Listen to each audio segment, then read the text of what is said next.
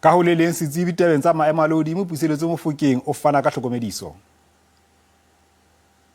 Ha sa le o tloha mafelong a beke leqhubu la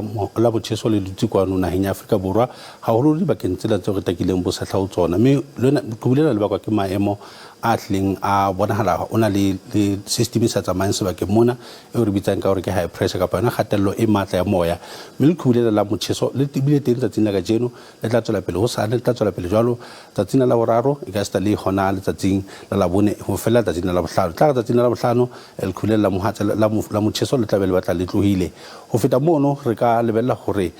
hona matsatsing ana a tlabeng ana le motjheso o mongata haholo re tle re nwe metsi kgafetsa re leke ho dula dibakeng tse batlang di phodile ntle le mono re se ke ra dula haholo re le dibakeng tse tjhesang haholo ka mantswe a mang re be dibakeng tse moriting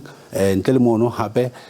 re se ke ra dumella hore le bana ba rona ba bapalle diterateng hobane ra tseba hore ka nako ena ya selemo ke nako eo bana ba sekolo ba dutseng ha jwale he re itlhokomela haholo hore le qhubile la motjheso a le feta le se ke la feta le maphelo a rona.